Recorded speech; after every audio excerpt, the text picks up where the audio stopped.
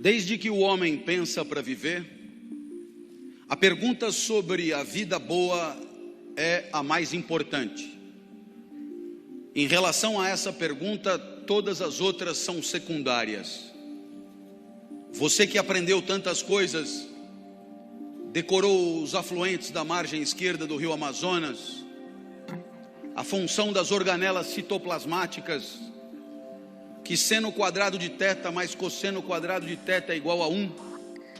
Talvez deva admitir que diante da pergunta sobre o que tem que acontecer na vida para você ser feliz, todas essas informações são secundárias, se não meio ridículas. A verdade é que a reflexão sobre a vida boa atravessa os séculos e o homem sempre deixa registros na história do pensamento daquilo que sempre considerou o filé mignon da vida, o que de mais importante deve acontecer para que ela seja bem sucedida. Lá na mitologia, Homero escreveu a Odisseia, e a Odisseia, você sabe, é a aventura de Ulisses. Ulisses é o nosso herói, a Odisseia é a sua aventura. Ulisses era rei em Ítaca, e foi convidado para participar de uma guerra dos gregos contra Troia. O porquê dessa guerra? O príncipe de Troia pegou a mulher do rei de Esparta, Menelau.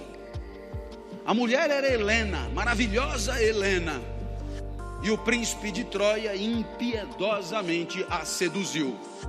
Menelau então, atravessado pelo ciúme, declara guerra a Troia e convoca todos os gregos para se juntarem a ele. Ulisses não queria guerra nenhuma. Ulisses vive em Ítaca, de boa, com sua mulher Penélope. Ulisses no seu lugar, Ulisses adorado pelos seus súditos, Ulisses um rei aplaudido por onde passava, não queria de jeito nenhum ir para a guerra. Mas Menelau constrangeu todos os reis gregos a participarem desta vingança contra os troianos. Ulisses então tem que ir. A verdade é que a permanência de Ulisses ali na guerra foi de 10 anos. E durante esse tempo, os troianos na verdade estavam ganhando a guerra. Os gregos estavam tomando um pau. E aí Ulisses teve a ideia que você conhece, a do famoso cavalo de Troia.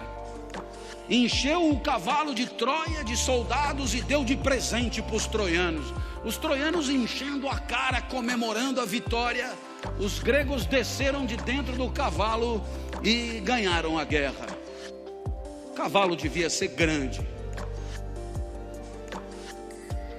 Aí então Ulisses volta para casa. Foi condecorado herói, mas durante a guerra Ulisses fez uma bobagem. Ele furou o olho do cíclope Polifemo, filho de Poseidon, deus dos mares. E meu amigo, ele furou o olho do deus dos mares, do cíclope, do filho dele. E aí não prestou. E o que é pior, um cíclope só tem um olho. Poseidon então, enraivecido, resolve aborrecer Ulisses. E Ulisses vai levar 10 anos para voltar para casa. Claro, deus dos mares na Grécia tinha tudo para aborrecer Ulisses. E Ulisses não conseguia voltar para casa. Dos 10 anos que Ulisses levou para voltar para casa, 7 anos foram passados na ilha de Calipso. Calipso, uma deusa grega, dizem que maravilhosa. Imagine como quiser. Afinal é mitologia, nada disso existe mesmo. Eu imagino Calipso mais ou menos com o sorriso de Isis Valverde. O resto de Juliana Paz. E glúteos de Paola Oliveira. Assim é a minha Calipso. E Calipso se apaixonou por Ulisses. E aí então Ulisses Ulisses queria cair fora e Calipso tinha uma ilha que era quase que um resort 5 estrelas. Ela tinha ninfas a seu serviço. Era uma espécie de paquitas que estavam ali limpando, fazendo churrasquinho, assando a lagosta. E aí você, pô, mas que espécie de castigo é esse com uma mulher dessa, com ninfas, num lugar paradisíaco? Mas toda noite Ulisses ia para a praia chorar, porque ele queria voltar para Penélope, para Ítaca, para os braços da sua amada, para o seu lugar. E aí então, Zeus manda que Calipso liberte Ulisses. Zeus é o deus dos deuses. Calipso é uma deusa de quinta. Ela tinha que liberar Ulisses. Então ela tenta uma última cartada. Ela vira para Ulisses e diz: malandro, é o seguinte, eu tenho que te liberar, mas se você ficar comigo, eu te dou a eternidade. Imagina, isso significa virar Deus. Ulisses era mortal, humano, que nem nós, e Calipso estava propondo a ele a eternidade, e com uma cautela, porque não adianta nada propor a eternidade com você envelhecendo, daqui a pouco você já está no chão, parece uma uva passa, impróprio para o consumo. Então Calipso diz: eu te dou a eternidade e a juventude, vai ser eternamente assim, espetacular, viril e tal. E aí Ulisses tinha essa proposta na manga, e a resposta que Ulisses dá é a primeira grande resposta da história da filosofia para a vida boa. É preferível uma vida de mortal, uma vida de humano, vivida no seu lugar, no lugar certo, do que uma vida de Deus no lugar errado. Agradeço a sua proposta. Ulisses vai embora. Está dada aí a primeira grande lição da história do pensamento ocidental. Existe um lugar para você, um jeito certo de você viver, que tem a ver com a tua natureza, que tem a ver com as tuas especificidades, talentos e dons naturais. Se você estiver no lugar certo, a vida tem tudo para ser boa. Mas se você não estiver no lugar certo, nem Calipso resolverá o seu problema. É exatamente aí que a filosofia começa. O que será que a vida tem que ter para valer a pena? E o primeiro grande pensador será Aristóteles. 350 a.C., Aristóteles garante que o filé mignon da vida, o que definitivamente tem que acontecer, aquilo que você tem que buscar do nascimento à cova, é a excelência de si mesmo. E a excelência de si mesmo é o pleno desabrochar da própria natureza. É ir o mais longe possível, dados os recursos naturais que são os teus. E assim, você imagina que um pequeno desenhista buscará a excelência no desenho. O pequeno cantor buscará a excelência no canto. E assim Neymar buscou a excelência jogando futebol. César Cielo buscou a excelência nadando. Haverá quem tenha talento para cálculos matemáticos, haverá quem tenha talento para a venda, haverá quem tenha talento para o convencimento, outros têm talento para a explicação, tornar ideias complexas, discursos simples. Haverá tantos talentos e habilidades, e você viverá bem, você será feliz. O filé mignon da vida é ser o mais perfeito possível de si mesmo, buscar a excelência da sua própria especificidade, e aí a vida terá tido sucesso. É o que acontece com a planta. Você pega uma muda de uma planta, você espeta no solo, se a vida der certo, aquela planta se torna uma grande árvore, ela atinge o máximo de si mesma. Assim cada um de nós também deve buscar a excelência, porque a excelência é condição da felicidade. A felicidade que os gregos denominavam eudaimonia. A felicidade que é o que você sente quando você devolve para o mundo aquele investimento que o mundo te deu em talentos e habilidades. Você devolve em forma de expertise, em forma de competência, em forma de performance brilhante. E aí você é feliz, porque você vai o mais longe possível naquilo que poderia ir. Pode dar errado, né? Pode dar errado porque você pode passar a vida inteira sem saber qual é a tua praia. Pode dar errado porque é muito difícil descobrir talento para música num lugar que não tem instrumentos musicais. É muito difícil descobrir talento para o desenho num lugar que não tem lápis e papel. Você pode passar a vida inteira sem saber exatamente o que a natureza esperava de você. E aí, é claro, você vai viver de qualquer jeito, sem saber exatamente qual é a tua praia, quais são as tuas forças e os teus recursos. Você acaba vivendo aonde tem lugar. Você acaba se encostando aonde deixam. E aí a vida tenderá a ser medíocre, menos perfeita, menos excelente, menos espetacular. E aí ela é sem graça. Assim foi a minha até os 13 anos. Completamente sem graça. Eu ia para a escola, a aula acabava meio-dia, 15 meio-dia, eu já estava com a mochila pronta. Doido para cair fora. Cada segundo eu estava doido para cair fora. Quem sabe muitos aqui não estão nessa mesma situação. Último dia de congresso, sábado depois do almoço, as malas na porta, voo iminente. E esse cara falando de Ulisses e Calipso, realmente, viu? Olha onde eu fui parar. Depois da aula, meu pai me obrigava a nadar. Eu detestava nadar. Eu fazia revezamento com um cara que esse sim era nadador por natureza, chamado Ricardo Prado. Esse era bom de bola. Eu fazia revezamento com ele, ele caía, nadava primeiro, ele abria uma diferença enorme do segundo colocado, aí caía eu e os adversários se aproximavam perigosamente. Apesar de mim, a gente ganhava. Eu fazia de tudo pela derrota. Eu detestava nadar. No domingo, meu pai me levava no Morumbi para ver jogo. 90 minutos esperando terminar.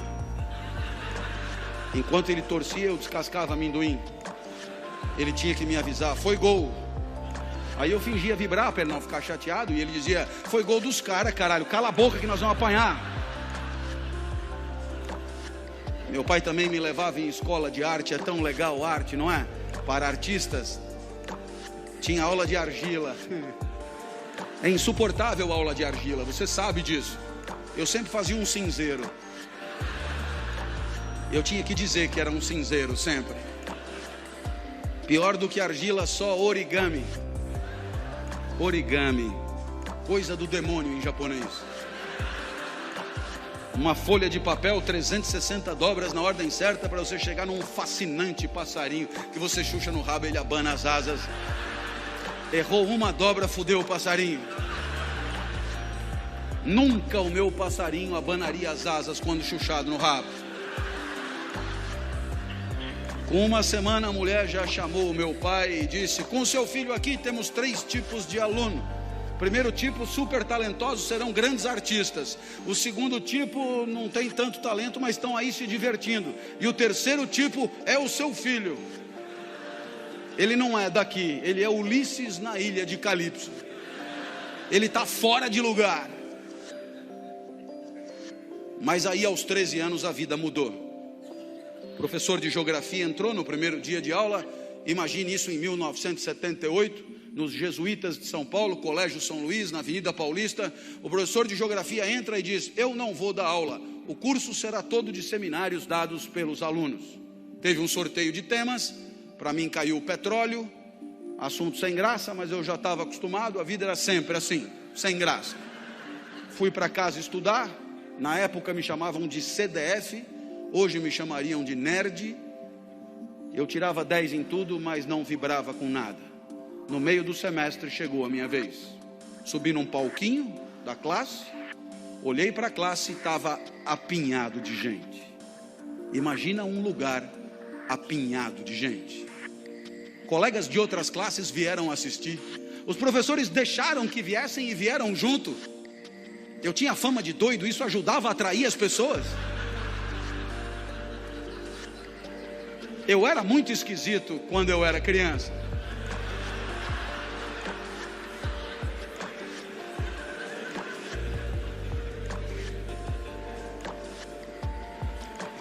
Eu sei o que você pensou, mas eu era muito mais esquisito quando eu era criança. Eu sei que pela primeira vez, quando eu olhei todo mundo ali, eu me senti bem. Foi legal estar onde eu estava. Pela primeira vez eu me senti Ulisses em Ítaca. Pela primeira vez eu estava no lugar certo. Aristóteles do lado comemorava. Pela primeira vez aquele lugar era adequado para mim, como a várzea é adequada para o arroz e o deserto ao cactus. Pela primeira vez daquele lugar eu não queria ter saído nunca. Para ter certeza que ia demorar o máximo de tempo possível, eu não começava. E olhava para todos em silêncio, os colegas se cutucavam. Esse cara é mais doido do que eu imaginava. O professor me ameaçou: comece, eu vou lhe dar 0. Eu tive que começar, cheio de entusiasmo. Falei tudo o que eu sabia sobre o petróleo. Mas eu falei rápido demais. Quando eu acabei, faltavam 50 minutos ainda. Um colega disse: professor, deixa ele continuar falando, é tão legal o jeito que ele fala. E o professor disse: ele que fale, a aula é dele. Nossa, que dilema. Que dilema. Eu não queria sair dali, mas não sabia mais porra nenhuma para falar. Então eu decidi inventar sobre o petróleo. Quando eu decidi inventar, eu lembrei do meu pai. O meu pai sempre foi a pessoa mais importante da minha vida. Foi o meu pai que me criou. E o meu pai, ele nunca estudou. Mas ele dizia coisas que depois eu encontrei na filosofia mais sofisticada. Você certamente já ouviu falar de um pensador do século XIX chamado Nietzsche, que escreveu uma obra complicadíssima intitulada Assim Falava Zaratustra. Pois muito bem, nessa obra tem uma fala que meu pai dizia praticamente com as mesmas palavras. Olha só a comparação. O filósofo dizia: demore o tempo que for para perceber o que você quer da vida. E o meu pai dizia: não tenha pressa na hora de viver.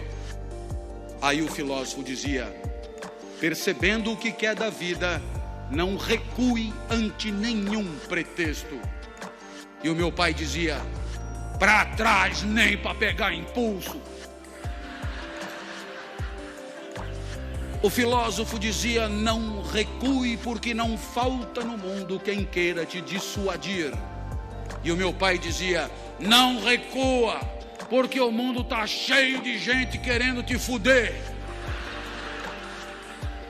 E o meu pai ainda sempre acrescentava com carinho para mim: seu bosta. Eu lembrei do meu pai, eu me empertiguei, ali não tinha mais como recuar. E eu disse: bem, o que eu falei até aqui está no livro de vocês, é só ler. Tá fácil. A partir de agora eu peço que anotem, porque o que eu disser não está escrito em lugar nenhum. Olhei para trás e vi que o professor arriou os óculos intrigadíssimo. Eu tive medo, mas eu lembrei do meu pai. Seu bosta. Ali não tinha mais volta. E eu comecei: não adianta nada ter petróleo no seu território se o petróleo não presta. Tem petróleo bom, mas tem petróleo ruim. Tem petróleo que não energiza nada. O petróleo não tem a mesma qualidade pelo mundo afora.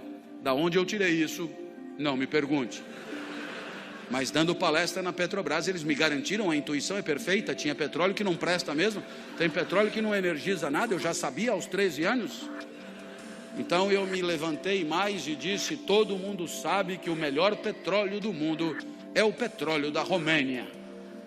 Começaram a anotar. Eu achei fascinante que anotassem. Então eu expliquei: do norte da Romênia, claro, região da Sildávia. A Sildávia não existe. Eu tirei das aventuras de Tintim. Eu olhei para trás e vi que o professor balançava incrédulo. Ele não devia entender nada daquilo. Eu não sei nem onde fica a Sildávia. Esse cara não pode estar zoando com a minha cara. Eu vi que era hora de quebrar ele no meio, aproveitar a fragilidade dele. Perguntei: o senhor sabia disso? Ele olhou apavorado e disse: não sabia. Eu falei: então anota para aprender alguma coisa.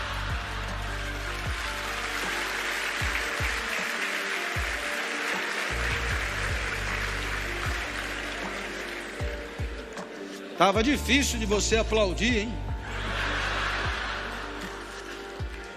Eu sei que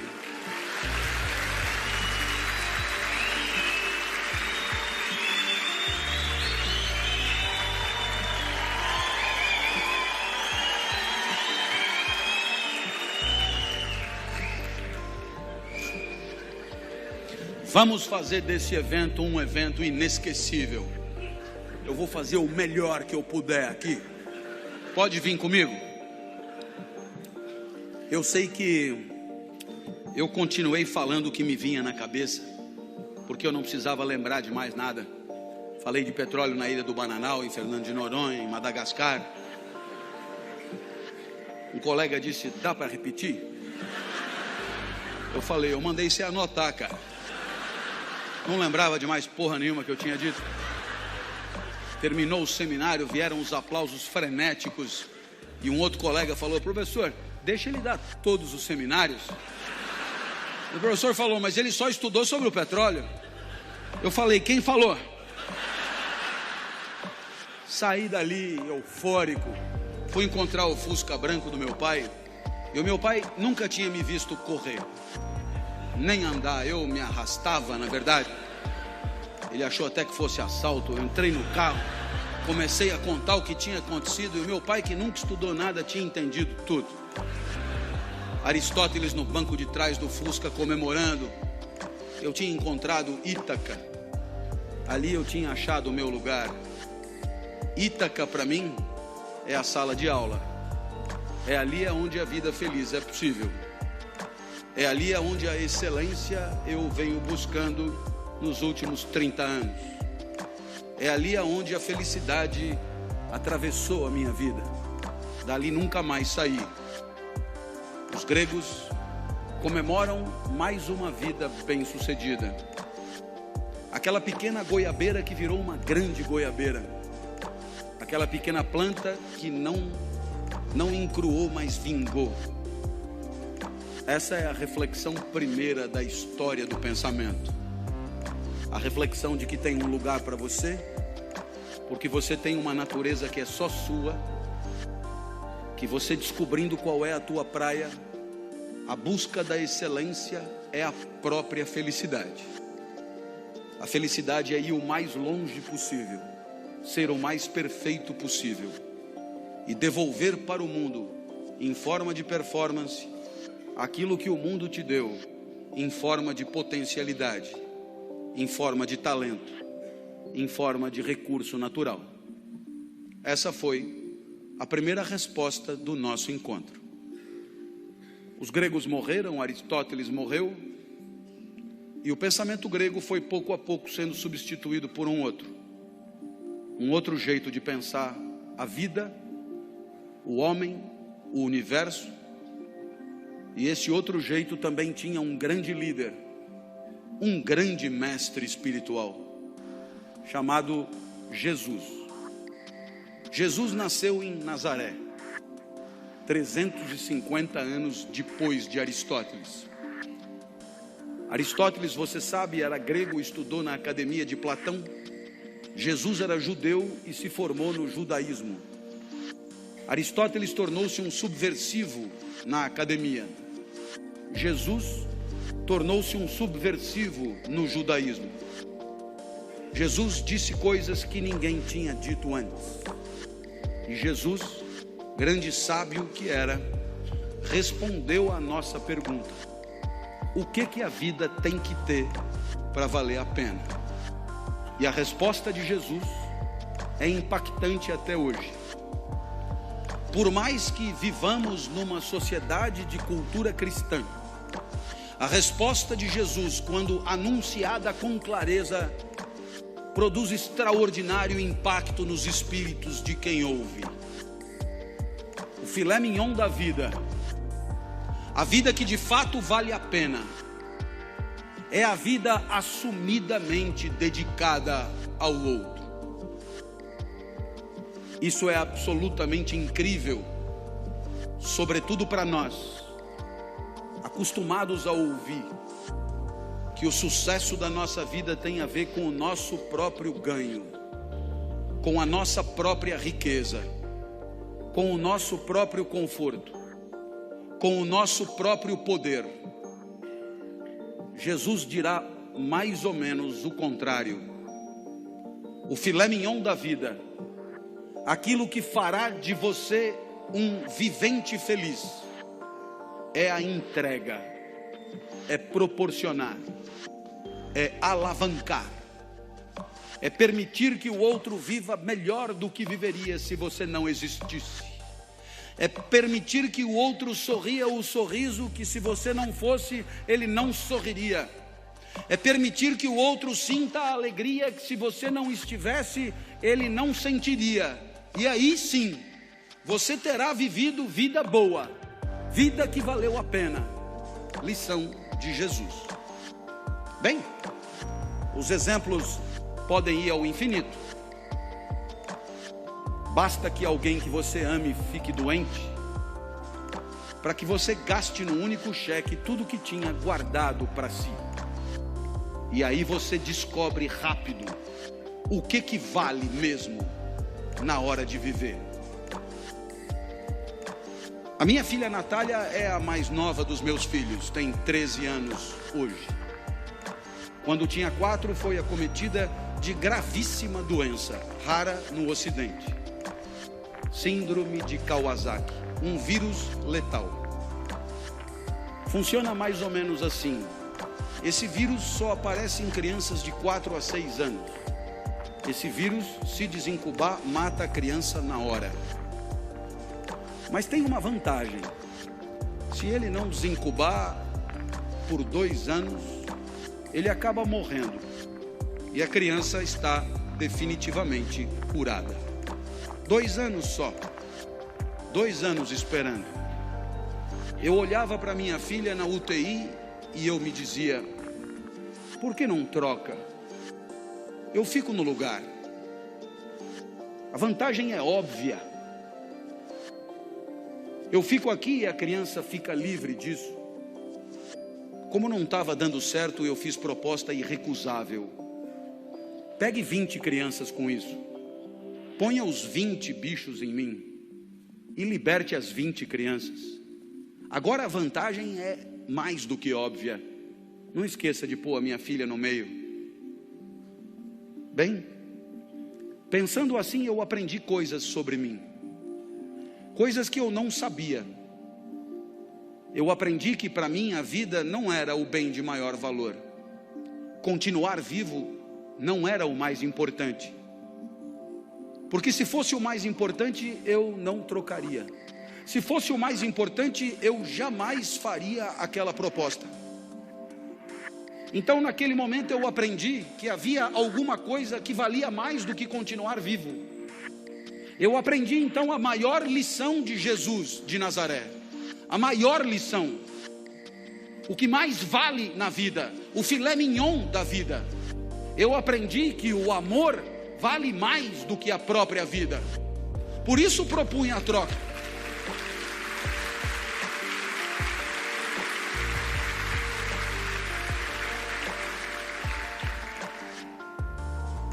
Mas é claro que por onde você andar, você encontrará o mesmo fenômeno. Pessoas desesperadas lutando para diminuir o sofrimento de quem sofre. Na Boate Kiss em Santa Maria, nos desmoronamentos em Petrópolis e Teresópolis, nos incêndios em São Paulo, pessoas completamente despreparadas se atiravam no perigo em nome da proteção da vida alheia. Você encontra isso por onde você andar. Para desdramatizar, a minha filha completou 13 anos em maio.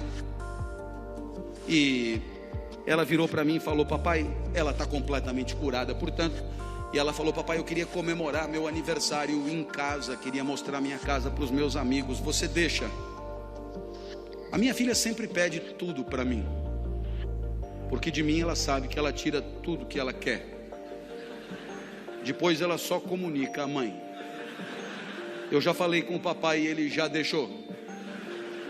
Vieram 39, subiram no mesmo elevador, invadiram o apartamento no mesmo segundo. E quando eu vi aquele enxame de criança entrando em casa, me lembrei de uma poetisa búlgara que dizia mais ou menos assim: criança pequena é como água, ocupa todos os espaços. Eu me tranquei no quarto, mas a poetisa tem razão, todos os espaços. Papai, querendo brincar aí também. Minha filha, para onde você quer que eu vá? Você não gosta tanto da padaria? Vai para a padaria e espera lá. Leva o celular que eu te aviso. E aí eu te pergunto: Que espécie de idiota passaria 3 horas de sábado numa padaria, esperando que uma criança o autorize a voltar para sua própria casa? Esse idiota somos todos nós, não somos? Que um dia percebemos que o sorriso da criança amada vale qualquer padaria. Minha filha me autorizou a voltar, e quando eu cheguei em casa, porque ela é muito legal, ela virou para mim e disse: papai, muito obrigado por ter deixado, eu me diverti muito. Eu sou emotivo, rapidamente as lágrimas brotam, e ela continuou então inapelável. Eu queria te dizer mais uma coisa. Eu adoro ser sua filha. Nossa. Eu, para ouvir aquilo, passaria uma semana na padaria. Eu acho que eu abriria uma padaria. Nesse momento você poderia imaginar que o exemplo de Jesus encontra abrigo em situações de afetos familiares, e você poderia imaginar que aqui é trabalho, evento profissional, competidores à flor da pele, com sangue no olho e faca nos dentes. A lição de Jesus não encontraria lugar aqui. Eu tendo a discordar. Há 30 anos, como professor universitário, me perguntam por que escolhi essa profissão. E eu costumo brincar dizendo que Jesus explica. Porque se a vida boa é a vida dedicada aos outros, se o filé mignon da vida é a vida onde cada jaula e cada caloria é destinada a alegrar quem está na frente, se a vida boa é a vida em que o outro e o seu desabrochar são o maior valor, admita que a minha profissão é imbatível. Tudo é pelo aluno, é para o aluno, é em função do aluno. É o aluno que aprende, é o aluno que se forma, é o aluno que se capacita, é o aluno que se prepara, é o aluno que se posiciona no mercado, é o aluno que volta para você depois que está trabalhando para continuar estudando. Tudo é por ele, cada aula preparada, cada livro escrito, cada ensinamento dado é para que ele possa pensar melhor e viver melhor. Nada volta, nem salário tem. É evidente que é pelo aluno. Mas eu falo do professor a título de exemplo. Todas as demais profissões podem ser assim. Quando o médico volta para casa tarde e às 4 da manhã é acordado, ao se levantar, ele talvez ganhe mais do que o professor, mas não é por causa disso que ele levanta. Nem ele, nem o dentista, nem o advogado, nem o psicólogo, nem ninguém. E aí eu costumo dizer, disse até uma vez num evento de mídia que depois na internet atravessou o país, que trabalhar é quebrar o galho de alguém. Trabalhar é quebrar o galho de alguém com conhecimento de causa. Trabalhar é quebrar o galho de alguém com formação. Trabalhar é quebrar o galho de alguém com método, com expertise, com protocolo. Mas trabalhar é, antes de tudo, quebrar o galho de alguém. Feliz daquele que consegue enxergar na alegria do outro o resultado das suas ações, do seu investimento, da sua dedicação e do seu empenho. E é evidente que alguém como você,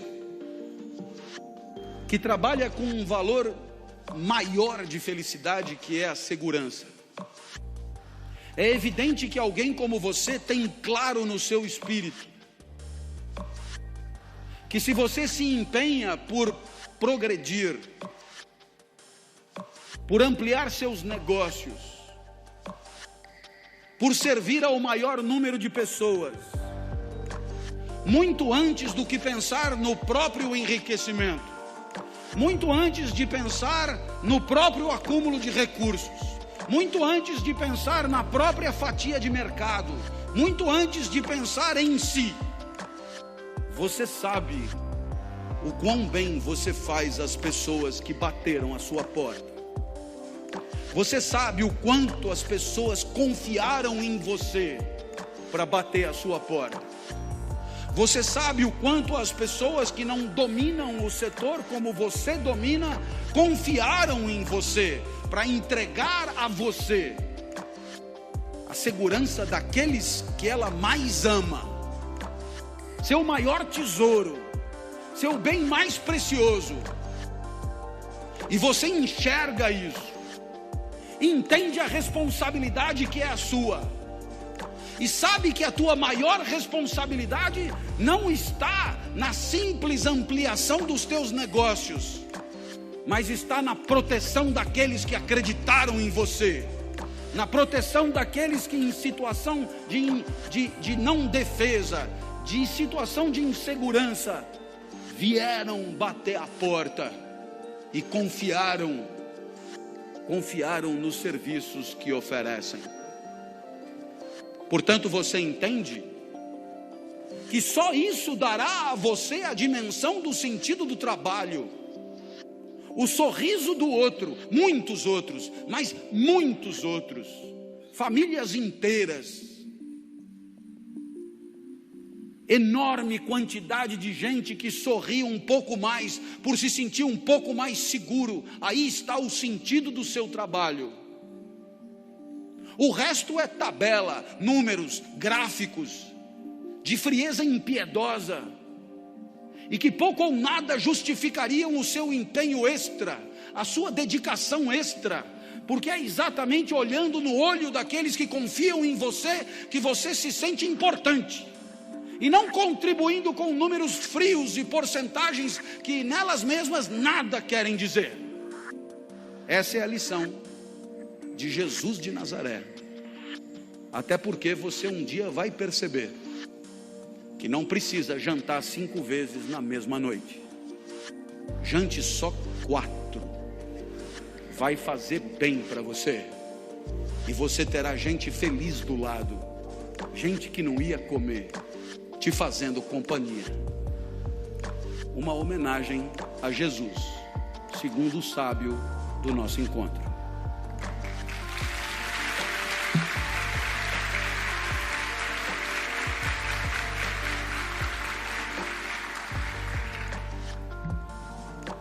Chegamos na modernidade. Para aqueles que estão com a mochila pronta, um alento, eu já passei da metade. Chegamos na modernidade e o homem descobre que o universo não é uma máquina, como queria Aristóteles. O homem descobre que o universo é uma zona, infinito, e ele é povoado por energia em trânsito. O homem então percebe, com Copérnico, Galileu e Newton, que a sua própria vida é energia emanada por um aglomerado de matéria que em algum momento se deteriora e se reconstrói. O homem percebe que existe vida enquanto existir energia, e que a sua própria vida é energia que dura um certo tempo. O grande mestre agora é Spinoza, pensador holandês, um dos 3 maiores da história do pensamento. Spinoza pensará simples assim: se a vida é energia, a vida boa é com muita energia. Essa energia que é a nossa, ele vai denominar de potência de agir. Anote aí, potência de agir. Quantidade de energia que dispomos para viver num determinado segundo. Contemple aí a minha potência de agir. Potência de agir, energia vital. Vontade de continuar vivo, tesão pela vida, libido. São outros nomes para a mesma coisa. Se a vida é energia, sua potência de agir tem que estar superior a 0, porque se bater no 0, a vida acabou. E você é o tempo inteiro uma luta pela potência de agir em alta. Potência de agir. A filosofia de Spinoza é um estudo criterioso das condições da preservação da potência de agir. E aí você sabe que ela oscila ela oscila porque você está no mundo, o mundo se relaciona com você, o mundo te afeta, o mundo te transforma, e como você é energia, é claro, o mundo faz oscilar a tua energia. Exemplo, outro dia estava no centro da cidade de São Paulo, onde eu estudei por 5 anos quando eu era moleque, fiz a faculdade de Direito ali no Largo de São Francisco, então eu fui até o centro da cidade, e aí passei por um daqueles restaurantes do centro e tinha lá, prato do dia, rabada com polenta e salada de agrião. Eu falei, opa, é isso mesmo, adoro rabada, adoro polenta, adoro. Sentei para mais uma. Aí veio aquilo, parecia bom, comecei a comer e eu percebi rapidamente que o encontro da rabada com o meu corpo não foi potencializador para mim. A minha potência de agir começou a despencar rapidamente. Todas as células do meu corpo viram um exército contra a rabada pequenadora. Aí então eu comecei a suar frio, comecei a tentar eliminar a rabada por todos os orifícios que havia possíveis. E aí fui parar no hospital, cheguei no hospital num estado de precariedade e sujeira imenso, porque eu já tinha feito de tudo. A moça do hospital me conhecia na porta e disse, professor, o que aconteceu? Eu disse, é rabada em forma de vômito, senhora. Coisa tá feia. Aí chamaram, não sei o que, Buscopan, Plasil na veia, não sei o que, uma enfermeira apetecível, e eu comecei a reagir, comecei a melhorar, e aí o meu corpo venceu a rabada. O mundo às vezes é assim, tenta te derrubar, e você é um exército para impedir que a potência caia a zero. Às vezes não precisa nem ficar doente. Quando eu acordo todo dia às 5 da manhã, a não ser quando eu tenho que acordar antes. E quando eu acordo para levantar da cama é uma desgraça. Eu não sei você, mas eu sou assim, para levantar é um inferno. Eu sei que tem gente que acorda cantando. Pessoas que acordam cantando, dão um pulo, abrem a cortina. São pessoas detestáveis mesmo. Se você compartilha o leito com alguém assim, livre-se enquanto for tempo. É insuportável gente assim. É brincadeira, é só inveja. A pessoa está fazendo abdominal, eu não consegui levantar da cama ainda. Aí eu vou me arrastando até o vaso, e no vaso eu já melhoro um tostãozinho, ganho de potência de agir. Tomo uma ducha, ganho de potência de agir. Tomo um cafezinho, dou uma espertada, ganho de potência de agir. Saio de casa às 6h30 para não pegar trânsito, deixo minha filha na escola, passo na frente do estádio do Pacaembu, venho por dentro de um bairro chamado Vila Madalena para não pegar trânsito, chego na cidade universitária, no bairro do Butantã, grandes espaços, grandes áreas verdes. Aí começam a chegar os alunos, eu começo a falar, e é impressionante como eu gosto do que eu falo. Impressionante como eu me encanto com o que eu mesmo digo. É impressionante. Eu por mim me ouviria eternamente.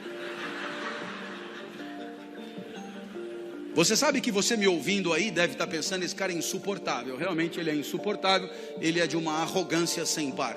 Não é não, pense o que quiser, mas reflita comigo. Você já percebeu que você está sempre do seu lado? Não tem como mandar você e ficar. Aí você pensa e diz, o senhor fala como se eu fosse dois. Mas é você e a consciência que você tem de você. Na filosofia isso chama transcendência do ego. Você quer ver como são dois? Você faz uma cagada e diz, caralho, olha o que eu fiz. São dois. Quem fez a cagada e quem, né? Você olha no espelho, vê que engordou, são dois, você diz, o gordinho e quem viu que engordou, um fica puto com o outro. Você encontra alguém topograficamente exuberante, decide ir, investe pesado, paga uma coca, motel Vesúvio, R$ 9,90. E você que sempre foi um demolidor, nunca nada ficou de pé, né? Boneca inflável, tomada, buraco em fechadura. Você nunca deixou nada barato. Naquele dia, não é todo dia que tem pão quente. Naquele dia a verticalidade foi pífia, insuficiente. E aí que você vê que você é dois mesmo. Aí são inseparáveis. É o broxa e o envergonhado. Esses dois não se separam nunca.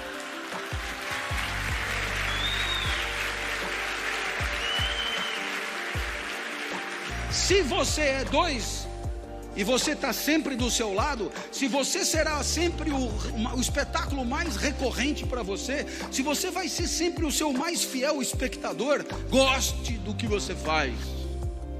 Senão não tem chance da vida valer a pena. Eu adoro isso aqui. Você deve perceber. Às 10 horas da manhã eu estou em cima da mesa gritando. E você perguntará: professor, o que aconteceu? 5 horas da manhã o senhor não conseguia levantar da cama, 10 horas da manhã o senhor está em cima da mesa gritando. O que aconteceu? Spinoza explica: houve ganho de potência de agir. E Spinoza vai dar um nome para isso, uma palavra que você usa o tempo inteiro, uma palavra que você conhece e que hoje aprende o significado: alegria. Alegria, conceito da filosofia do século 17. Alegria, passagem para um estado mais potente do próprio ser. Alegria, alegria é a maior distância da morte. Alegria, energia em alta. Alegria, nosso filé mignon da vida. Alegria, condições da alegria, mundo alegrador. Não sei se já aconteceu contigo, você do nada, você encontra alguém que um dia você já conheceu, alguém que você não esperava de jeito nenhum encontrar, alguém que não passava nem mais remotamente na sua cabeça encontrar, e você encontra, e você fica perplexo, você fica absolutamente encantado com aquele reencontro, e aí a alegria é indisfarçável, a alegria é soberana, e aquela pessoa que acabou de aparecer na sua frente é causa da tua alegria. Eu te pergunto, se você não amar o mundo quando o mundo te alegra, se você não amar o mundo quando o mundo te distancia da morte, vai amar o quê? O amor é alegria pelo mundo, quando o mundo nos alegra. Lição de Spinoza: alegria. Você não tem o direito de patrocinar para si uma tristeza crônica. Você não tem o direito de aceitar passivamente que happy hour seja às 18 horas de sexta-feira. Não tem porquê a felicidade demorar tanto. Alegria segunda às 8 da manhã. Alegria no trabalho, não fora dele. Alegria pelo que você faz, não depois que acaba. Alegria pelo exercício profissional, não no descanso. A alegria que comece antes. Patrocine a você a alegria. É a chance, esse momento. Você deve pensar assim: se o senhor todo dia às 10 horas está alegre, eu acho que eu vou dar aula de ética lá na sua universidade. Não foi isso que eu falei, amigo. Isso sou eu, é um exemplo.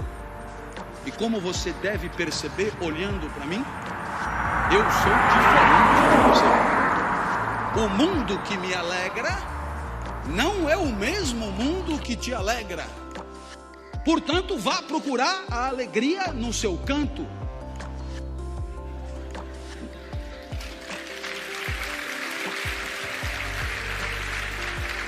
E nesse momento você poderia dizer: ponha no PowerPoint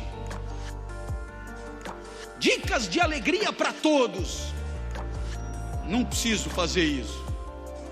Vá na livraria e compre 10 lições para ser feliz, 10 lições para ser líder, 10 lições para ser sucesso, passo a passo da liderança, como eliminar seu chefe, como passar pelo seu adversário, como dar prazer na cama, como líder de sucesso, casais inteligentes, inquietos, injustos, casais foda, injustos, poder da solução, poder do cargo, o poder da vida, o poder da língua. 50 dicas para ser feliz para sempre. Gente, não é salame, quem mexeu no meu queijo, quem não sei o quê. Tudo isso é a mesma coisa, faça isso e seja feliz. Mas será possível? Outro dia, o último que lançou 50 dicas para ser feliz para sempre, estava à venda na caixa da livraria do aeroporto de Congonhas. Eu comprei o jornal e a moça falou: não quer levar o livro R$ 9,90? Aí eu vi 50 dicas para ser feliz para sempre. E eu perguntei para ela: você leu? Ela falou: li. Aí eu falei: é bom? Ela falou: é. Eu peguei e falei: então você não vai morrer? Ela falou: eu não entendi. Eu falei: se está escrito 50 dicas para ser feliz para sempre, a primeira promessa é que você não vai morrer. Aí ela parou e disse: eu acho que é para ser feliz até morrer. Então não é para sempre. Está errado. Aí ela já estava arrependida de ter me oferecido o livro. Aí eu fiz uma última pergunta. Eu perguntei: como será que está o trânsito na 23? Ela falou: parado.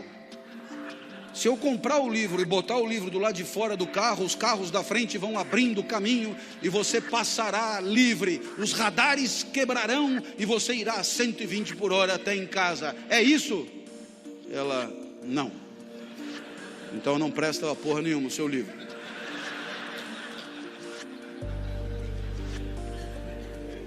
Não tem fórmula para todos. Meu médico virou para mim e disse: professor Clóvis, o senhor já melhorou a sua dieta? O que o senhor sugere? Coma linhaça todos os dias pela manhã. Eu falei: não. É que comer linhaça me entristece. É como cair de boca na areia da praia. Aí ele falou: se quiser melhorar o gosto da linhaça, bata com couve.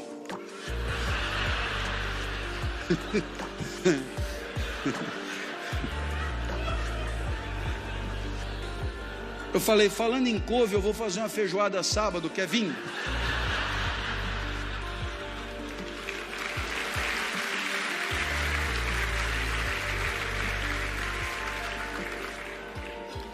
Não só não tem fórmula para todos, como não tem fórmula para você pro resto da vida.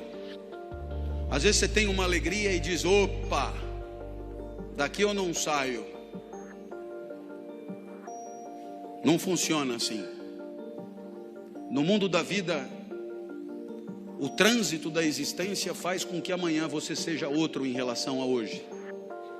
As células não são mais as mesmas, os neurônios não são mais os mesmos, as ideias mudaram, os afetos, as sensações, nada permaneceu. Aquilo que te alegra hoje poderá bem não te alegrar amanhã. Às vezes não precisa nem esperar amanhã. Você vem pela rodovia e vê lá Casa da Pamonha, a 2 minutos.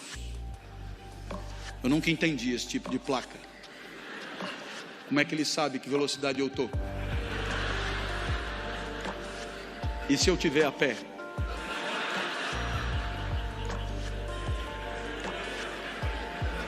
Aí você chega na Casa da Pamonha e o encontro com a pamonha começa pelo odor já no estacionamento. Você já saliva. Aí você vê a pamonha amarelinha. Aí você pega na pamonha quentinha. Aí você abre a pamonha, tira o elástico, encapa a pamonha, desencapa a pamonha, desencapa a pamonha, desencapa a pamonha, desencapa a pamonha. Aí você degusta a pamonha tá do caralho, a pamonha tá alegradora, a pamonha vivifica, a pamonha é boa, porque ela é causa da tua alegria, você ama a pamonha, espetacular, pamonha, causa da tua alegria. Aí você comete um erro grave e pensa: se essa pamonha me alegrou, então pamonhas me alegram. Pamonha e eu tudo a ver, sou um comedor de pamonha. E aí você pede a segunda. A segunda gozado já não está tão boa. Você já percebeu como nunca a segunda é tão boa? A segunda já não está tão boa. Por que a segunda não está tão boa? Porque o comedor da segunda pamonha não é mais o comedor da primeira pamonha. E por que não é mais? Porque tem milho no bucho, taxa glicêmica, menos fome, é outro corpo. Então o encontro com a segunda pamonha é outro encontro, menos alegrador. Mas você é fiel à pamonha, pede a terceira. Cabra macho. Na 10ª pamonha você percebe que tem algum problema na sua teoria de comedor de pamonha. A 10ª pamonha desorganiza as relações vitais. A 10ª pamonha te apequena a potência violentamente. A 10ª pamonha já não consegue comer fora do vaso. Se você não parar, vai morrer. A mesma pamonha que te alegrou está na iminência de te matar. Em meia hora. Hein? O que vale para a pamonha vale para qualquer coisa. Matrimônio, por exemplo. Quase sempre a lua de mel corresponde à primeira pamonha.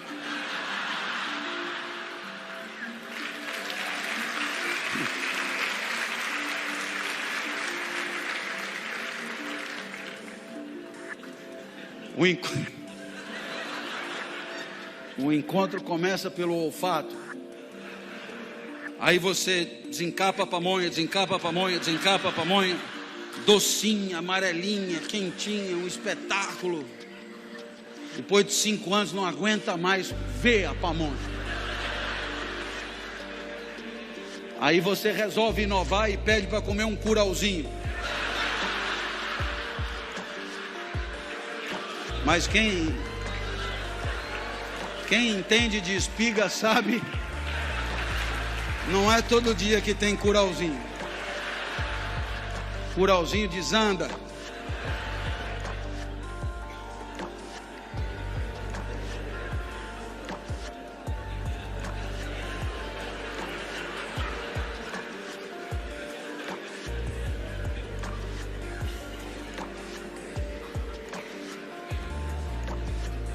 O Brasil meteu 3-0 na Espanha, na Copa das Confederações. E é claro que quando você ganha de 3-0 do campeão do mundo,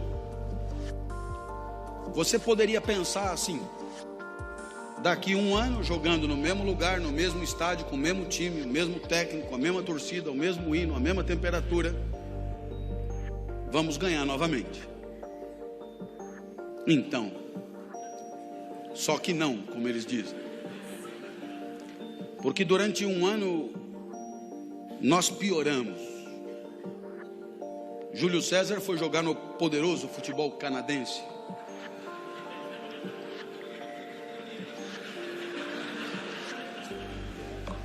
Daniel Alves questionado no Barcelona.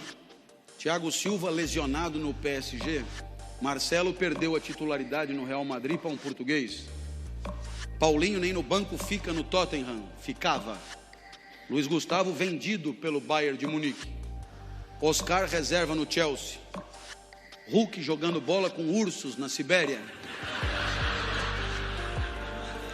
Fred, Cone, chinelinho e Neymar atropelado por uma carreta colombiana. O nosso time piorou. Ao mesmo tempo que nosso time piorava, nossos adversários se prepararam para nos enfrentar. O técnico da Alemanha, antes da partida, assegurou que o Brasil não pegaria na bola. Eu, quando vi aquilo, desacreditei. Como que esse cara pode afirmar que jogando contra a seleção brasileira de futebol, no Brasil, o Brasil não pegaria na bola?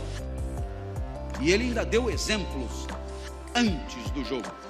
E ele disse: quando o Júlio César bate tiro de meta, 9 de cada 10 vezes a bola cai com o Oscar.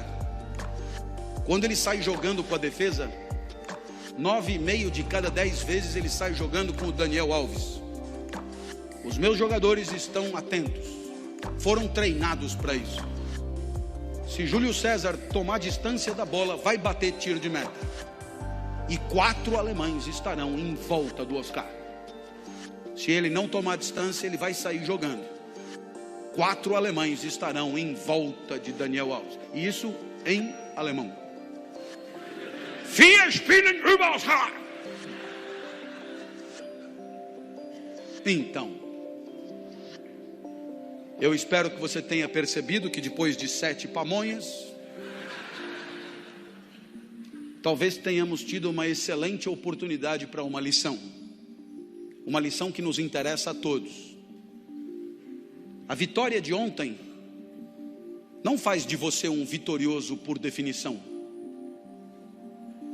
Não é porque aqui nasceram Pelé, Rivelino, Tostão, Garrincha, Didi, Sócrates, Zico, Falcão, que o Brasil é o país do futebol. Eu sei que pode ser chato de ouvir, mas é muito lúcido. A vitória de ontem é a vitória de ontem. A vida é uma sequência de encontros inéditos com o mundo. A vitória de ontem e a alegria de ontem não garantem por si a alegria de hoje. Sobretudo num mundo que se transforma numa velocidade insólita, brindando a todos com complexidade inédita. Assim, as competências que você teve um dia para se alegrar, talvez sejam insuficientes para hoje, porque durante a semana surgiram problemas para os quais você não tem competência. Você terá se transformado em uma semana de vitorioso em fracassado, de alegre em triste. Portanto, a lição de Spinoza é uma lição de humildade. Humildade diante da vida. Não é porque em algumas vezes na minha vida eu triunfei, que eu triunfarei por definição, por decreto, necessariamente. É muito provável que hoje eu tenha que encarar uma dificuldade para a qual eu não esteja preparado. Portanto, se a vitória de ontem não faz de você um vitorioso, cada vitória exige uma nova preparação. Vocês devem imaginar que nessa vida que é a minha hoje de palestrante, cada vez mais palestrante, cada vez menos professor, a minha vida na universidade terminará em dezembro desse ano, depois de 30 anos. Nos dias de hoje, de cada 10 palestras que eu dou, 7 são sobre inovação.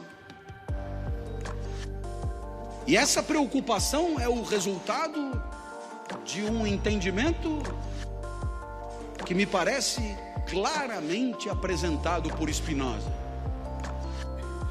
A certeza de que se ontem você comemorou, é hora de baixar a bola, começar tudo de novo. Tivemos um ano entre a Copa das Confederações e a Copa do Mundo para descobrir algum novo talento. Tivemos um ano para identificar nossas fragilidades defensivas. Tivemos um ano para melhorar nossas jogadas de ataque. Tivemos um ano para assegurar a fluência entre a defesa e o ataque. Tivemos um ano para nos preparar para uma eventual ausência de Neymar. Tivemos um ano para tanta coisa, mas nada disso aconteceu. Preferimos tirar foto, preferimos lucrar, preferimos acreditar que a alegria de ontem garantiria a alegria de hoje. Por quê? Porque é assim, o Brasil é o país do futebol e os alemães são cintura dura. Essa prepotência, essa empáfia que faz da alegria uma verdade eterna, desprepara para a vida. A humildade de entender que o mundo é sempre mais complexo do que nossa capacidade para diagnosticá-lo é condição de uma alegria que se repete. A vitória de ontem e a vitória de hoje. A vitória de ontem merecida, porque houve brio, preparo, dedicação. A vitória de hoje também merecida, mais merecida até, porque não sentamos nos louros da de ontem e nos preparamos tudo de novo, melhor ainda.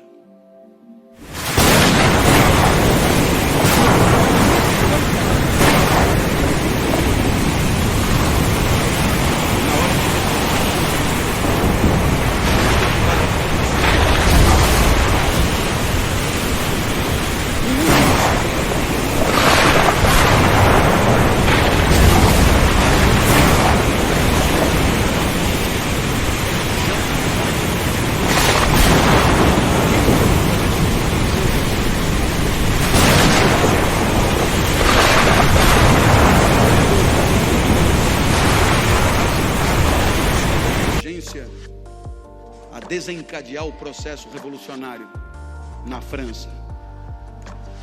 Rousseau dirá que a felicidade do homem nada tem a ver com o resto da natureza, porque a vida do homem nada tem a ver com a vida do resto da natureza. Na natureza tudo é necessariamente do jeito que é, tudo vive necessariamente do jeito que vive. Na natureza, o vento venta do único jeito que poderia ventar. A maré também, o sapo também, a girafa também, a samambaia também. Tudo é necessariamente daquele jeito. Mas no caso da vida do homem, a cada passo ele escolhe, ele delibera, ele decide. A cada passo ele faz a vida acontecer e ele decide jogar no lixo tantas outras vidas que ele escolheu não viver. Portanto, diz Rousseau, a verdadeira felicidade é quando você acerta na tua escolha. A verdadeira felicidade pressupõe o uso adequado da liberdade. Ninguém comemora mitoses e meioses dentro do próprio corpo, porque isso é inapelável, isso acontecerá de qualquer jeito. O homem comemora quando ele acerta tendo podido errar, quando ele triunfa tendo podido fracassar, quando ele ganha tendo podido perder. É aí que ele vibra. A felicidade do homem está ausente do resto da natureza, porque na natureza ninguém escolhe nada. Imagina uma pera grudada na pereira, se ela pudesse decidir não cair. Está chovendo hoje, vamos sujar toda, melhor deixar para cair amanhã. E a pereira diz, melhor cair hoje, amanhã você vai estar madura demais, quando cair vai se esborrachar. E a pera diz, não quero cair, vão acabar me comendo. Essa é a história da pera que decidiu apodrecer na pereira. História ridícula. A pera quando tem que cair, cai e acabou, todo mundo sabe. Mas o meu filho mais velho tem 27 anos. Como você vê, eu tenho filho de todas as idades. O meu filho, esse mais velho, nasceu na França quando eu estudava lá. Depois estudou propaganda e marketing aqui no Brasil. Depois fez marketing esportivo. E hoje trabalha numa empresa que patrocina a equipe paraolímpica brasileira. O meu filho mora comigo. Ganha muito mais do que eu. E eu às vezes me pergunto, será que ele não vai vazar daqui algum dia? Não. Tenho tantos planos para o quarto dele. Mas toda vez que ele vem falar comigo sobre a vida, ele me diz o contrário do que eu acho que finalmente ele vai anunciar. Puxa, pai, como eu sou feliz de morar aqui com você. O meu filho é uma pera que apodrecerá na pereira.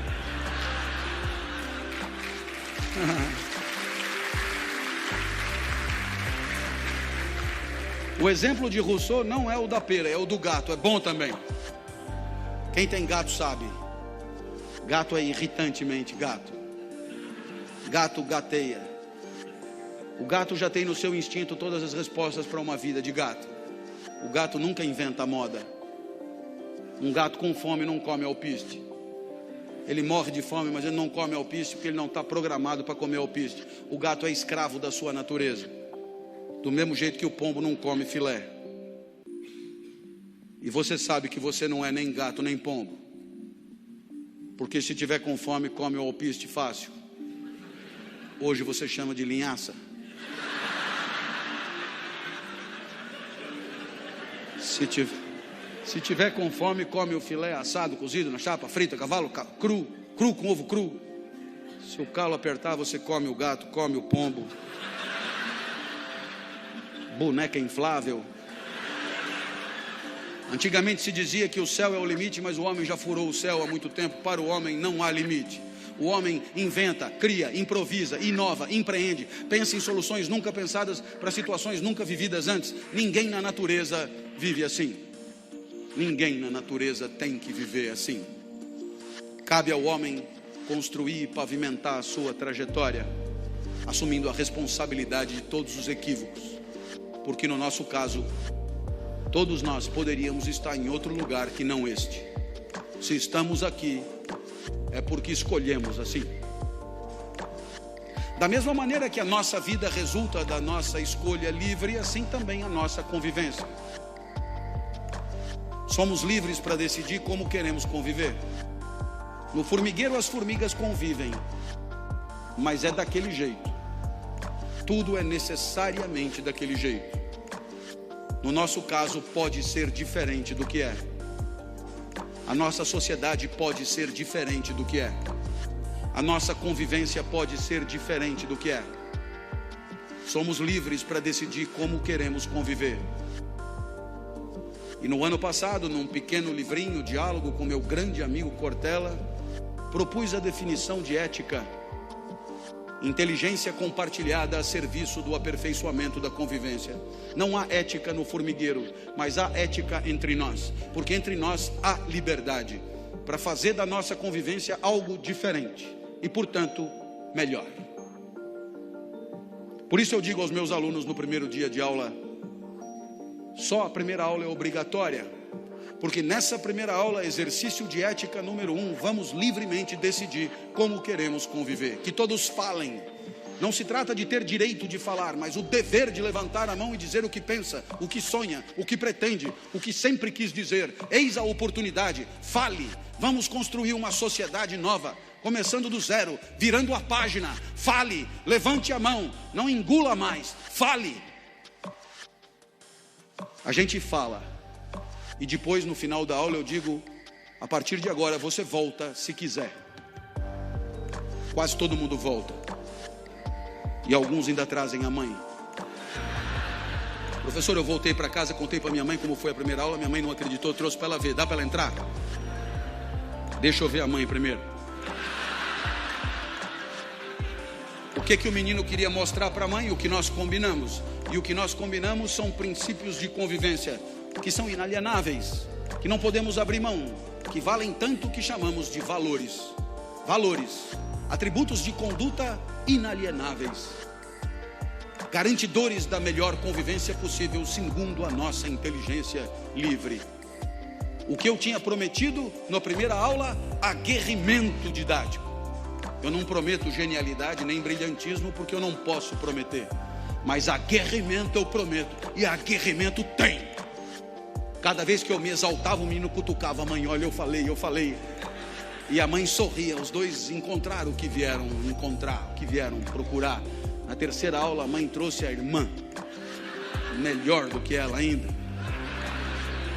E hoje as aulas são acompanhadas por, em média, 60 mil pessoas na internet, porque você costura relações de confiança toda vez que você é fiel aos valores que afirma respeitar. Uma senhora de uma liga de senhoras religiosas me ligou: professor, eu sou sua aluna do programa de terceira idade lá da universidade, acompanho o senhor há tanto tempo, e um sonho para mim, eu queria que o senhor desse uma palestra na nossa liga. O senhor viria? Com muito prazer, senhora.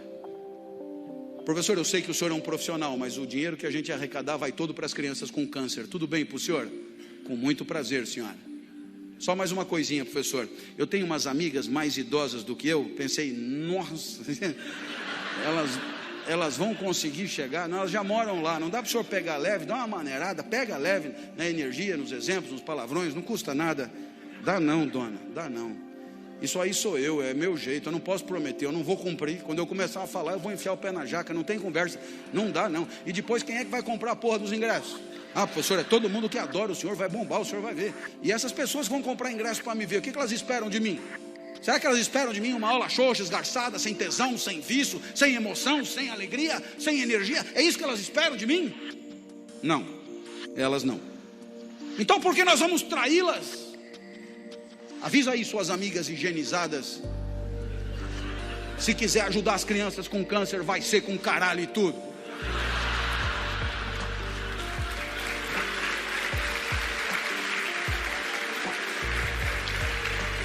Eu nunca falei tanto caralho numa palestra como naquela.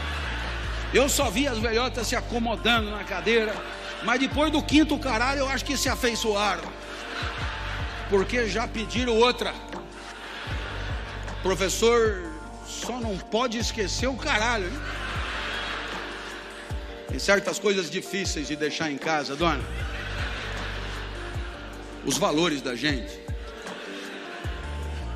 Você que está aí desde o começo deve se lembrar que eu comecei essa palestra perguntando: o que será que tem que acontecer na vida para ela valer a pena? Para Aristóteles é a excelência de si mesmo. Para Jesus é a entrega e o amor. Para Spinoza é a alegria e a potência de agir. Para Rousseau é a liberdade e a fidelidade aos próprios valores. Qual dos quatro será que tem razão? Certamente os quatro. Sua vida é melhor se você explorar o que você tem de mais forte Sua vida é melhor se você se entregar aos outros, se tiver com quem comemorar, tiver gente feliz por perto.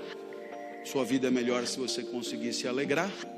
Sua vida é melhor se você decidir com inteligência e com fidelidade. Por isso os 4 falam em felicidade. E eu acho também. Felicidade é um instante da vida que a gente gostaria de um dia repetir. Um instante da vida que você gostaria que não acabasse ali. Um instante da vida que você gostaria que num outro dia a gente fizesse de novo.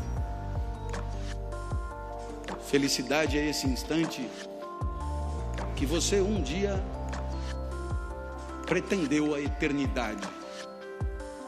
Felicidade é esse instante que você lamenta que tudo na vida tenha um fim. Felicidade é esse instante que, se Deus quiser, um dia a gente vai repetir. Porque eu espero que pelo menos por um segundo você tenha rido e desfrutado.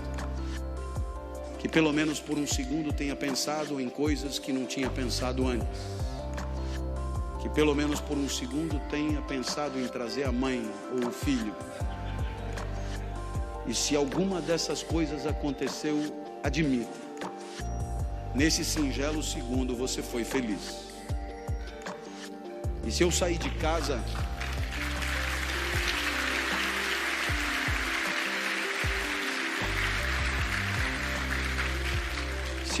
casa para vir até aqui hoje, a minha única meta, aliás, a meta que todos deveríamos perseguir, a meta das metas, proporcionar a alguém que eu nunca vi, proporcionar a alguém que eu não conheço, e que talvez não venha a conhecer nunca, um mísero segundo de felicidade.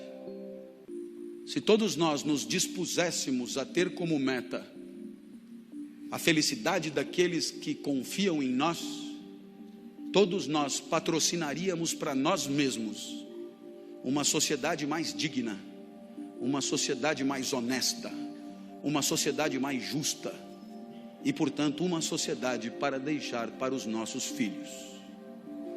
Tomara você tenha sido feliz por um segundo. Tomara eu tenha conseguido o que eu pretendia. Oxalá um dia repitamos. Até a próxima, se Deus quiser.